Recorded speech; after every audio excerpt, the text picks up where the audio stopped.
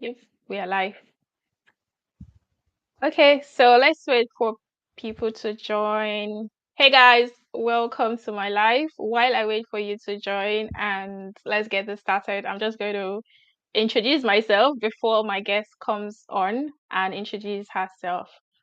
Okay, so this live is just going to be talking about ways you can move to Australia, the UK, without needing to move via the job. So, of course, as you know, my name is Faith or Johnny, and on my channel, I talk about ways you can travel abroad and settle abroad. I share resources and I bring on people to, talk about migration as well. So, today's live, we're just going to be talking about how you can move to the UK and Australia. So, we're just going to give it a little bit of few minutes for more people to join. Okay, I can see that we have 19 guests in the building.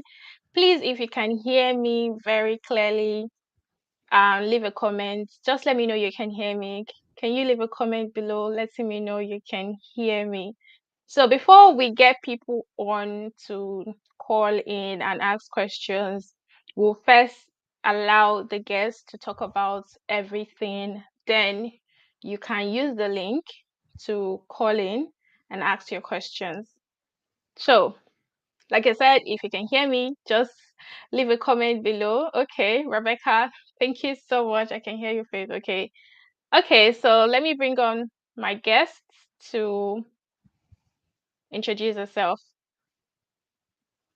Hello, everyone. Yeah, thanks for having me, Faith, on your channel. Yeah, so my name is Marilyn, and I'm a visionaire for Scholar Lean. I focus around like helping people and coaching people on migration, mainly around like talent migration. I am currently based in the UK, and I came here about 6 years ago on a student visa. So I came to study on a scholarship, but then that was a government scholarship from Nigeria, NDDC to be precise. And when I then came over, I was looking for opportunities to do my PhD, opportunities for scholarship, studentship. And interestingly, I got scholarship in Australia and UK. So I had to choose the Australian scholarship and, oh, sorry, the UK one, and that kept me still in the UK. But over time, like whilst I was doing my research, I was also interested and helping people, sort out issues around like financing their studies or like having access to scholarships and just sharing my experiences through, my community that I was building back then, and also coaching them. And yeah, at some point in that journey, that's when I came across the global talent visa, right? Like, because I was at the point where I had to make that decision of what's next. How do I settle down, like from here? And that's when the global talent visa popped up, and I started researching it. And yeah, here we are. I'm now a recipient of the UK global talent visa and also the Australian one. And I'll be happy to really chat about it and share my experiences, the opportunities that are out there, and really answer any questions that you're going to have on this. Yeah, that's great. I mean, that's amazing. How come you're in the UK and now you have Australian global talent? Now, okay, just a little bit of, give us a little bit of hint on that one. Yeah, so um, I would say at the point I say exploring, because I am a very adventurous person. I'm, of course, like being a researcher, tend to research a lot and just like, you know, have that adventure. I was particularly interested in Australia because, like I said, I've had like that long interest from the time I was even searching for scholarships and all, and I got the opportunity to do my PhD in Australia, although I didn't travel then. Yeah, so and when I looked at their requirements and I looked at the one of UK, I know I'm going to kind of compare and contrast them as we move along. I thought, yeah, I would give it a shot. I'll give it a go. And of course, that's also part of like plans around, migration, and ultimately as well to help people, because I believe in like walking the talk. If I'm going to help people, I want to not just be a coach that Yes. tells people to do something, but I've been there, done that, and I can really guide Mm, people on, what the do's and don'ts or my experiences, and I can advise them from an experience point of view than theoretical. okay.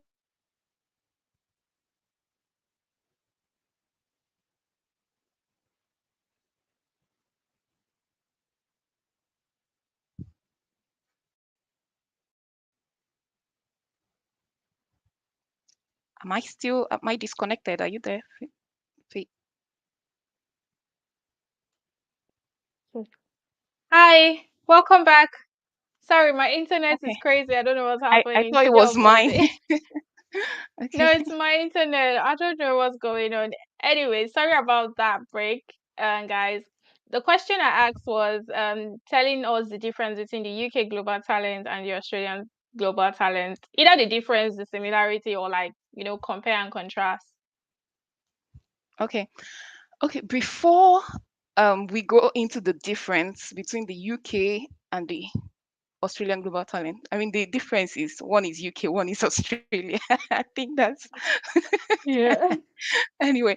But before we I go into mean, that, we let's actually maybe lay the foundation by maybe your audience might be interested in knowing what is the global talent visa, what is this global talent visa about, who is it for, and then I can talk about the difference. So the global talent visa, many countries, many of the western countries, they've got different visa routes, and you need to understand who that visa route is for, who is going to be eligible for it, what are the requirements. But global talent overall, like across, because it's not just limited to UK and Australia, different countries. You also have US version, you have Singapore's version, Hong Kong, and so on. So, but they may not be called global talents. They may have their own, the way they call theirs. But the visa yeah. scheme overall is about attracting what they call the best and brightest, the exceptional talents to their country. And let these words not deter you, because like me, the first time I saw exceptional, best and brightest, I was like, okay, maybe they are looking for Nobel Prize winners for this for this visa. And I thought, okay, no, I don't actually fit into what they're asking for or what they are describing. But it's really about bringing out that aspect of your journey that relates, that connects to what they are looking for in their requirements. So if it's in Mm, tech, because I did mention I'm from the tech background, but also research as well. Over the years, the research I've been working on, so you're going to discover that these routes are going to pertain to different sectors, different fields. So tech, sciences, humanities, but you need to identify if your sector fits into that scope. But really, it's about communicating your achievements, your impact, your what makes you unique, what makes you stand out from the crowd, in that particular sector, what you have achieved, what you've contributed. And coming down to the difference, can you hear me okay? I think someone can you guys hear me? picking up network. Is that, Yeah. I just want to check. Okay. Yeah. The I think everything is fine. Okay, cool. Yeah. So coming to the difference between the UK and the Australian one, the major difference I would say, I'll talk about the similarity. The similarity really lies in the fact that you are projecting what makes you unique, your impact and your contribution. So what they ask for has some similarities in the sense that they want you to really speak of your achievements. They want to know what makes you a leader in that sector, what makes Yeah. you a spotlight in your sector. But for the Australian one, they have this unique requirement that it's not there in the UK one, which is the fact that you're going to need a nominator. Before I even talk about that, one key difference between the visa is in terms of, because people will be interested in, is this going to lead me to settlements like permanent residency, citizenship or not? The Yeah. two, one of the main difference around settlements is that the Australian one is a permanent resident visa. That's when you get the visa, you've gotten permanent residency of Australia, which is so cool, like really, Oh, really cool. So so some people like are like, the is it Australian, that good? yeah, so the Australian global talent. Oh, what am I slurring my words? It's like once you get it, you get like permanent residency in Australia. You don't have to Yes. apply for it like the UK. Yeah, that application you're making is application for permanent residence. So Oh as you're wow, getting it, that's great. you have become a permanent resident of Australia. So that's one key difference. But for the UK, if you get it, there are some visas that we say these visas are routes to settlement. That is, after a period that's going to be specified, you are going to get your ILR, that's indefinite leave to remain. That's for the UK, which is equivalent of the permanent resident before you then get onto citizenship, right? Those are the pathways. So the Australian one, yeah, is a permanent resident visa, while the UK one still puts you on a route to settlement. That route could be 3 years or 5 years, depending on certain factors. Like, for example, if you're applying through digital tech and you apply as an early career person, then that would take you 5 years. But as someone that has more experience or spent more years in tech, that would take you 3 years to get permanent residency. But this does not apply for, remember, the UK Global Talent Visa is not just for those in tech. So there are other sectors as well, those in sciences, those in humanities, those in arts and culture, those in engineering, right? So you have other ones. For those ones, whether you're in your early career or later stage of your career, it's still 3 years to permanent residency or ILR. So that's one of the key difference. Now, in terms of requirements, there one other key difference is the fact that for the Australian one, you need a nominator. A nominator is someone who fits into the category of they are a citizen of Australia or New Zealand, or they are permanent residents as well. So they need to Okay. nominate you. Now, the UK application needs recommenders, like you need to have people who will recommend you or endorse you for the application. There are people like rooting for you, other experts are saying, you know what, you are this person, consider them because of this about them that makes them exceptional. But they don't necessarily need to be permanent residents or citizens of the UK.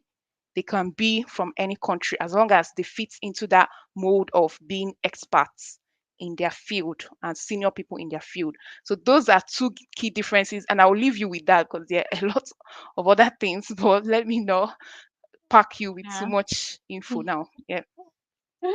Yeah, okay.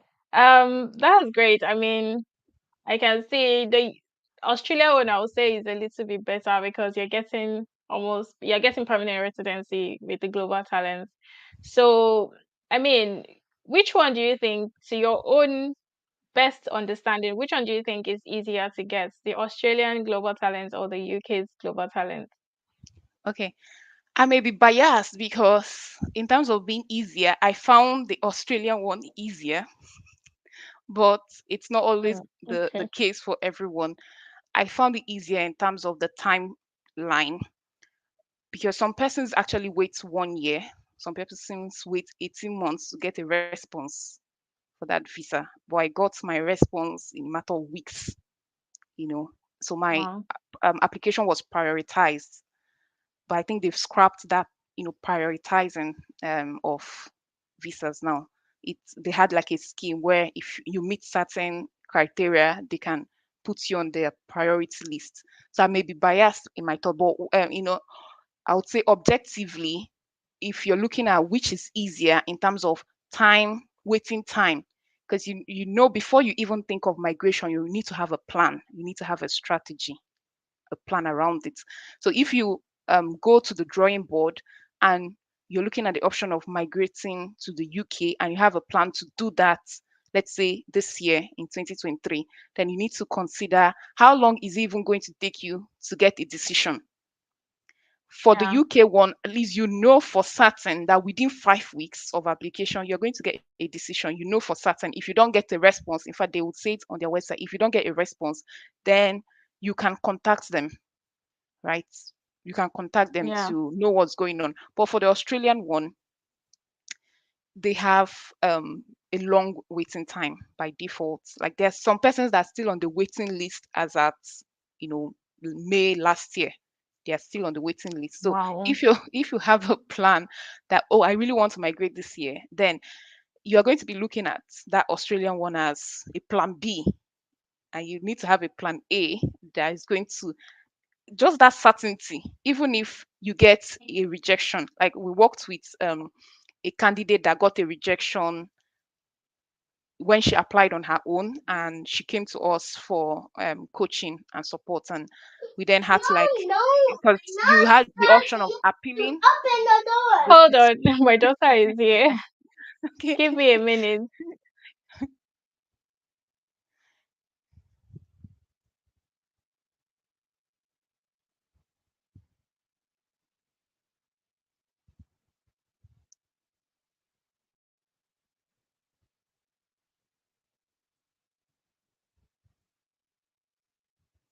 Sorry, sorry guys. Sorry, my daughter has to. She wants to be a global Um, talent. okay. What were we? If we can pick up from Yeah, where you were. yeah. So you where were we? That's my line of thought. You were You were, asking you actually were about which the one time is, frame yeah, faster easier. Yeah, and it, yeah. So the fact that yeah, I was talking about the candidates that we worked with, and in her case, yeah, she got a rejection for the UK one at first, and she came to us to, support her application. That's like coach her through. And it was because you have the option of appealing the decision just once or resubmitting. But in her own case, the flaws were too obvious and it wasn't something to appeal. So it was a fresh application. But she got that decision within 4 weeks. The first submission she did herself. And then when she came to us, we had to rework her application. It was like submitting a fresh yeah. application and then submitted. And she got the decision on the second one within 4 weeks as well. So that gives more certainty. And of course, the decision was positive, like she was successful for exceptional talent. So that route, the UK one gives you that certainty of, I know within the next 4 weeks or 5 weeks max, I'm going to get a decision. Why the Australian one, you just have to have the long suffering and patience for it. Yeah. So that's like one of the Okay. main things in terms of, but there are similarities. And another challenge people have is the nominator for the Australian one. Like if you don't know someone To who, if you nominate. have no links to Australia or know someone, then it might be difficult. In fact, this statement that say your network is your net worth, right? This Network. is in this Yeah. global talent that you really see. You start looking for all the people that you know, all the people that you know, and start connecting who can support me and all that. So that is really important. Networking and having a network, a strong Okay. network is very important. That's very nice. So, like, if someone that wants to apply for the global talents, what are their chances of being endorsed? Like, and how do you assist people who are interested in applying for it? Okay, that's a good one. So, in terms of chances of being endorsed, right? Depending on the route you're taking, based on your sector, you need to look at the eligibility. So there are websites. They've got website that outlines, what they are looking for in a global talent visa. And you go in there. So, for example, if it's tech route, you'll be looking at the technician. So if you just Google technician visa, you're going to see the guidelines, right? If it's arts and culture, just Google arts and culture global talents, you'd see. If it's engineering, so just depending on your your pathway, and they have specific requirements. Now, the thing about eligibility is, apart from what you just see in black and white on those guidelines, there are some things that are also quite difficult to interpret, because maybe over Some of it, time. like sometimes the English that they use can be confusing because it might Exactly. be very straightforward question, but the way they phrase it, you might get confused. So yeah. Yeah, exactly. And that is where, what we see over time from experience as well. We um monitor the trend of what are they might list out 10 pieces of evidence that this is for I'm saying for tech now, this is what you need to submit. But over time you realize that one or two of that evidence is not holding strongly as others. So even though people are using it, but you are seeing that more people are being rejected over those weaker evidence. So that's when you begin to map.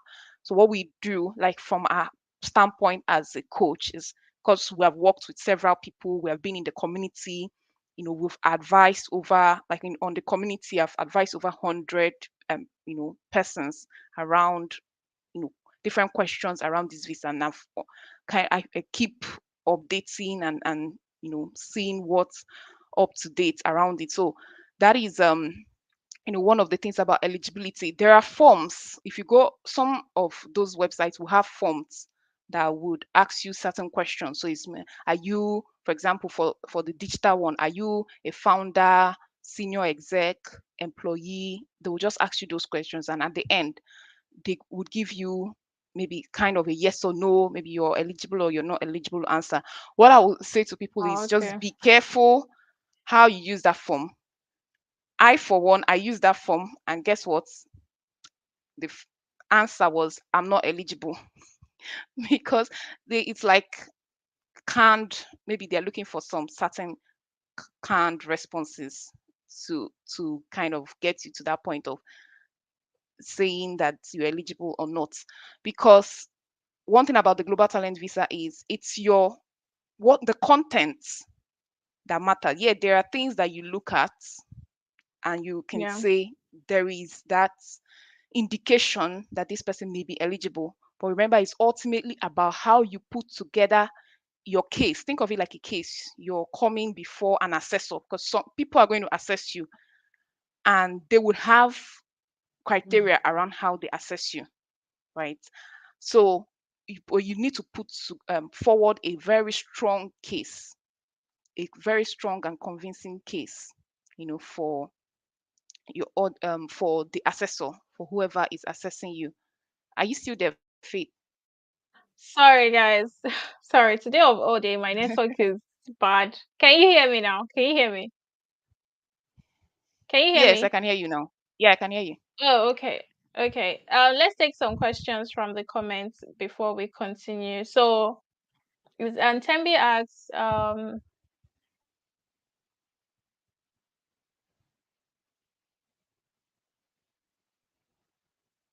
I think Faith, the forces that don't want people to get global talent visa, she's frozen again. Just wait for her to come back.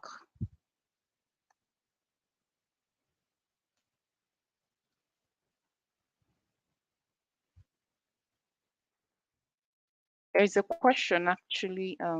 That question from Naomi, please, is there any difference between, are you back, Faith? yeah, I'm I said back. Oh, the thank you. forces that don't want your, the I audience don't to get this understand. global talent visa, we have to fight against it. To, today of all day. Okay, yeah, she was asking if there's a difference between UK CV, Canadian CV. I've been trying to send my application. I'm not getting any response. So I don't know. Send application. Is it for global talent or for just general job search? But I feel like any CV, any standard professional CV, you can use it to apply for any job in any part of the Western country. It doesn't matter. It doesn't. I don't know this. There's a format though, but I think you can use the same UK format for Canada and other countries. So Naomi asks, please, is there any difference between UK CV and Australia CV? I'm a teacher. No difference. Just have a good standard recent template of CVs and you can CV, yeah, you can use it for any job application in any part.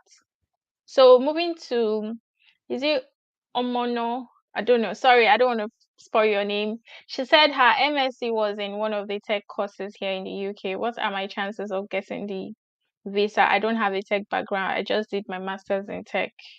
I'm already on a graduate visa, still looking for a job though. Yeah, that's good question.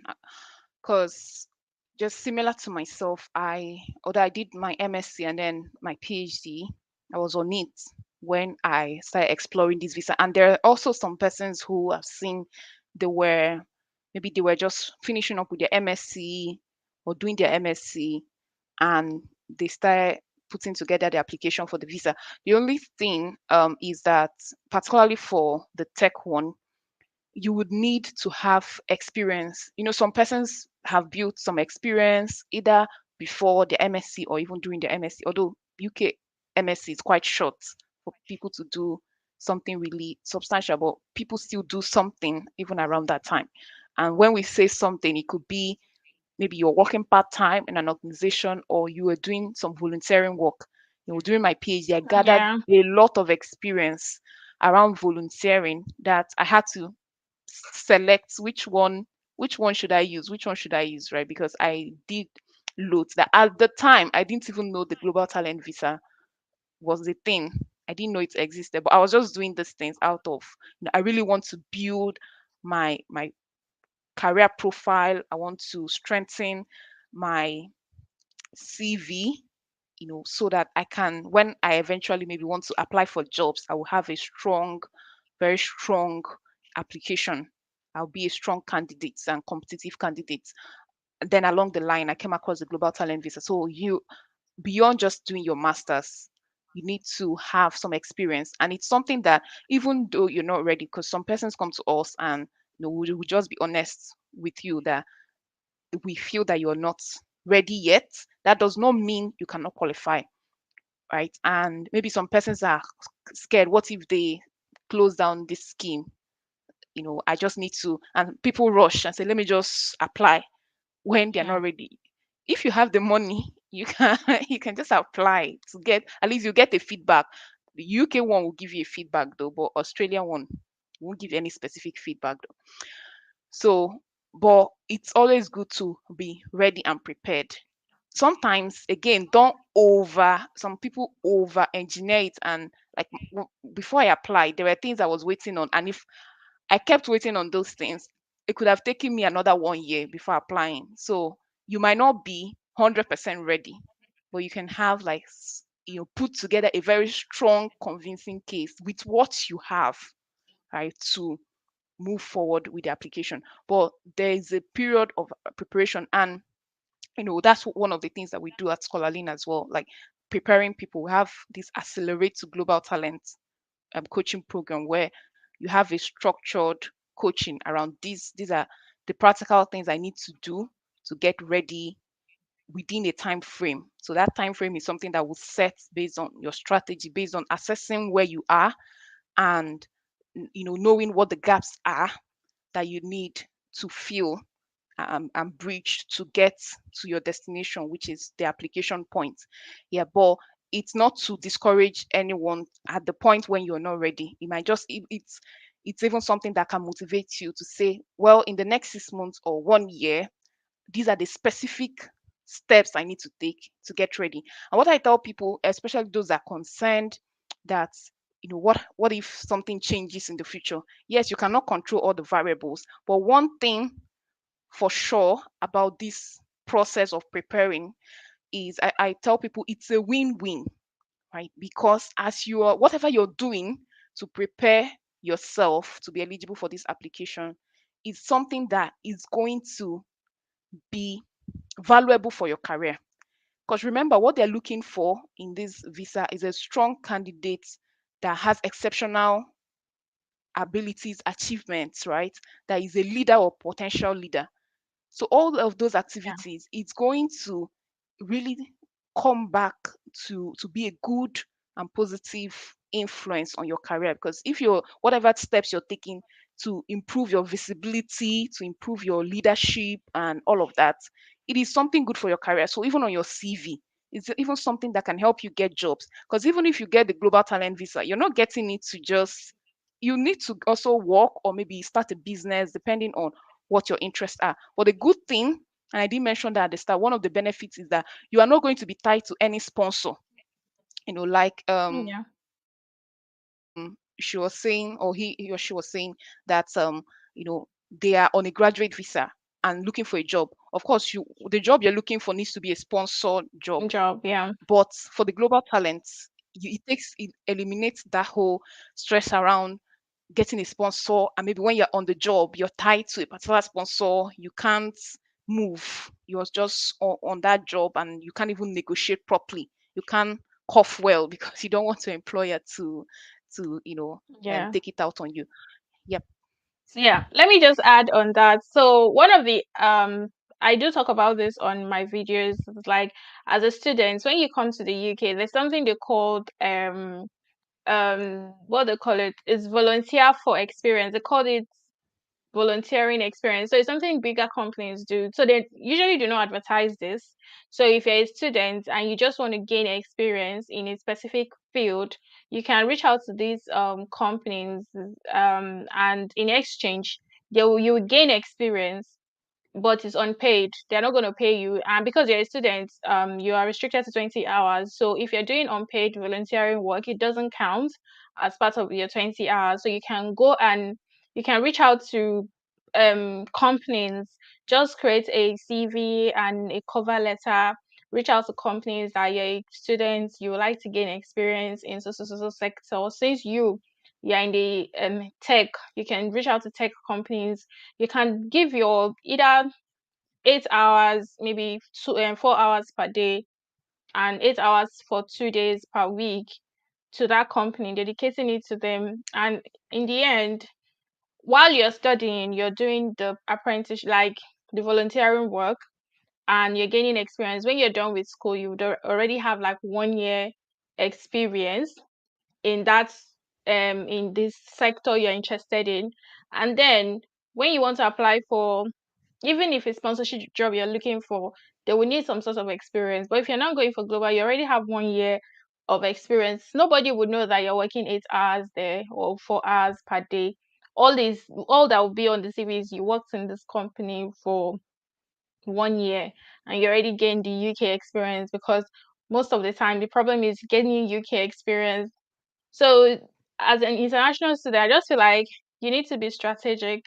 You can't just focus on just getting a job to pay your bills. You also need to think of, in terms of career, how can you put yourself in a better position to land a job, or to at least have something, like if you're going for the global talent now, you would need, if your main aim is to go for global talent, as you're landing in the UK, first thing is, okay, what are the criteria I need to get this global talent?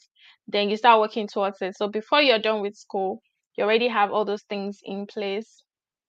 So Yeah, yeah. exactly. So Exactly. That's very important. yeah, my last question would be, are there any resources or network that can be helpful to people who wants to, you know, get the global talent visa, like, you know, how they can prepare, get ready, just have the information about it. Yeah. Okay. There are. So like I mentioned earlier, I am part of a community. I'm part of a community Okay. where I do it on pro bono. It's sort of like volunteering as well, just helping people, answering their questions. But of course, if anyone wants more a personalized, coaching, then that's when we'll direct them to, first of all, having a chat. Um, I'll drop the links to the one on tech. Okay. Um, I've just put it. Maybe you can put it on the chat because I can't comment Yeah. on it. Yeah. Yeah. Then the Yeah. one on Australia is there is a Facebook community Okay. where people can go and they I think can. Yeah, there's a Yeah, Facebook okay. community as well. So there people also ask questions and get support from the community. But if at any point you feel okay, I need to actually get some coaching, of course you could put up the application yourself, but if you need some coaching to help you structure, have like a strategy before you go ahead to start booking or to start putting together your evidence, because it's really a rigorous application process, really, really rigorous. It could take some persons a month, 2 months. So some people don't have the time, or they don't have like that whole set structure. They need a strategy around how do I turn all of these years, maybe the past 5 years I've been working on this, and I want to really turn it into a winning piece. I want to sell myself, and tell a unique story. That's where we can come in to help you craft something. So I'll also drop the link if you want to at least book a free discovery sessions, kind of starts that process of, am I even eligible? What are my options? To start having that conversation with us. It's free. You could have that chat and get started on that journey. At least it's good to make a start and have a plan. So it's not just the wishful thinking around, I want to do this or that, but you actually start taking steps towards, you know, um, setting out on the journey. Okay. Anyway, guys, so if any of you have any questions that you want to ask, because I'm done asking all my questions. If you have any question you want to ask, you can drop it in the comments, and or you can ask, or you can call in using this link I'm going to be sharing in the comment now. You can call in to ask questions, or you can leave a comment. Then she would respond to it. So we just wait. If we don't get any questions, I'm guessing that will be the end of this live. But while we wait for questions and anyone that want to call in, like, what are your final thoughts, and what are your final advice for anyone that is interested in going through this route? Yeah, I think there was someone that asked, Thelma asked a question on the chat. Before I come to the final thoughts, just wanted to highlight that. Um, Can you see that? okay. Thelma Jacobs. Yeah, okay. She said, please, is there any information about the health and social care routes for Australia? And is there need for healthcare workers? And how can one go about it?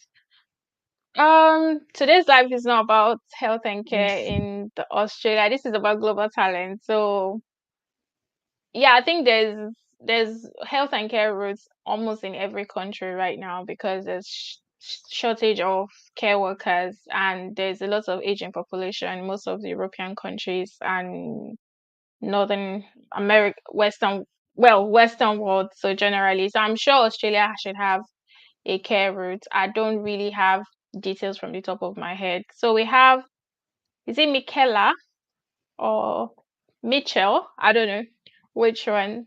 Hi, Mitchell. Is it Mitchell? She just called in. Can you hear us? You're on mute. If you can, okay, So she's she's gone. dropped off. Yeah. So I'm sure there's something for Australia, Miriam Telma. So yeah. Rosie asked a question. Is the UK Global Talent Visa still on? Yeah, Okay, it's hi. Yeah. Sorry, my oh yeah. microphone. Hi Faith. Hi Marilyn. I've seen you Hi, before in Mitchell. another video. So I want to Oh. apply for the Global Talent, but my biggest challenge now is that UK recommendation letter. It's taking like 5 months. I've gone round. I'm like, oh my God. Like for me to even accept to come to this length of applying, going to look for my works and everything. So I'm kind of stuck looking for help. I've asked everybody I know, even top people. I'm surprised. So I wanted to ask if it's part of what you can help with, like your communities, that part of what you people do for people looking for the visa, Okay, yeah. like the UK recommendation letter. Yeah, Yeah, that it's one. it's good to Yeah. have someone on the call that at least is on the journey. Yeah, it's actually one of the things that part of the Accelerate to Global Talent program that we have is also, you know, coaching people on how to go about their recommendation. I'm one typical example of someone who, for you would wonder how I got the Australian nomination, for someone that from someone that could fit into that category of either a citizen of Australia, permanent residence, or New Zealand permanent resident. And it's that power of harnessing network, harnessing my network. And it's something that I've been doing over the years as well. Right now, I'm more of like a LinkedIn person because I've used it to build my professional network over time. So I have like over 16,000 followers on LinkedIn. So, and that network is not, I say it's not there for fancy. It's supposed to, I've built it over the years. So that time and effort, it needs to also give back, right, in some way. I'm giving to the community, and somehow I harness it as well to my advantage. Yeah, so that's also, I think I dropped the link. Maybe Faith, if you could help drop that Yeah, link yeah. again. The Oh, link you've is done. Okay. Yeah. I Okay. have, so you If you want can to reach have a out to chat, her. yeah. Yeah, I will. Thank you very much. Thank you. Bye. Thank you. Hi, Kinsley. Bye, Michael. Hi, Kinsley. Thanks for Uh, joining the live. okay, thank you for Hi. having me. I'm in UK now, and then I'm pursuing masters in international business management. But then I have my first degree in agriculture. So what are the chances of me qualifying for the global talent visa? Thank you. Okay, good one.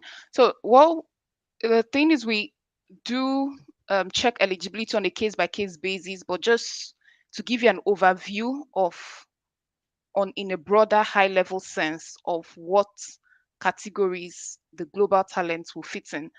Like I mentioned earlier, there are you could be in maybe tech, arts and culture, humanities, medicine, that's like sciences. But even at that, if you start to break down each of these categories, you'll find that it's so broad. Even tech is broad. Like someone could even digital marketers that are doing something in tech do get the tech roots. So it's not like you need to be a software engineer, for example. But one of the things, apart from the digital tech roots, that is, it has a research component, but it's not only centered on research. It's just research is just one of the tiny components around it, like, and it's optional, not tiny per se, but it's an optional criteria to meet. But the other ones, you need to be an active researcher. Most of them, you need to be an active researcher, in your field. And being an active researcher could be in academia or in industry or in an institution. It doesn't need to be just in academia. So which means that maybe someone that has just finished a master's, you don't have strong, maybe you've not been doing publications, then you need to work on building your, if you're going through, because your route, except you want to go into tech and maybe build some experience in tech, which is maybe it will be a career switch for you. Okay. Otherwise, you in your field, you have to identify how to, contribute in the research space, and then use that to start building your portfolio. It's not going to be something that, it's not magic, right? It's going to take some time. Exactly. Yeah, and you need to be strategic about it in terms of what you need to do, how you need to do it, and when you need to do it as well. So that is one of the key things to note. The other one would be arts and culture. That one, it's not related to research. It's like someone really showing their work, exhibits of their work and achievements in the arts and culture space. So it's not research oriented or that much. Yeah, so that's what I would say. But if you need to, we want to have a chat about your case and how to maybe map out a plan of action, then you can reach out, book a section, and then we can take it forward from there. All right. All right. So how then do I reach out to you?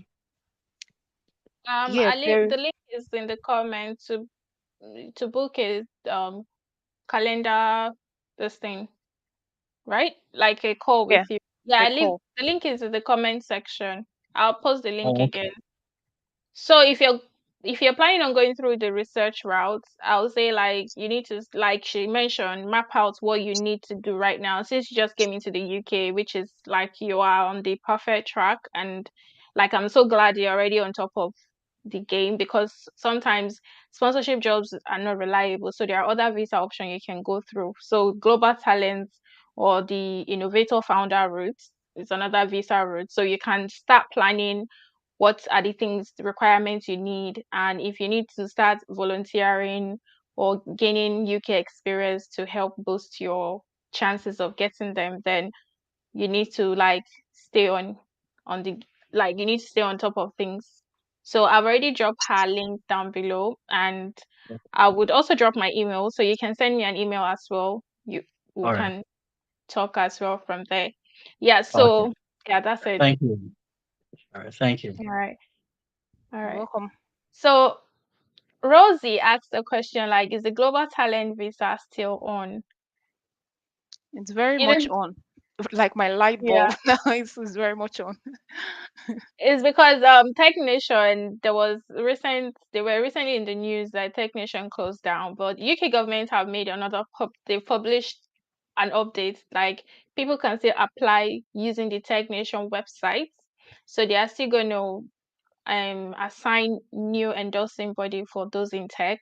They said they will release the endorsing body maybe later on. But yeah, it's still on. You can use the technician website, even though they are not technically in charge of it anymore. So yeah, I've made a video about it on my channel. So Cool. I Yeah. hope that answers your question, Roslyn. Okay, so I guess that's the end of today's live. Thank you so much, Marilyn. Thank you. I'm Thanks, gonna Faith, for leave having me. um her details in the comment section, I mean in the description box of this video. So you can always go back to this live and you will see the link to book a session with her in the description box. And yeah, her email is on the video. You can see her email, you can reach out to her there. And if you have any question, further question or support, reach out to her and she'll guide you. So thank you so Thank you. much. Thank you so much, And Faith. Thanks for having me. And all thanks to right, the thanks audience. guys. Yeah. Bye guys. All right. Bye.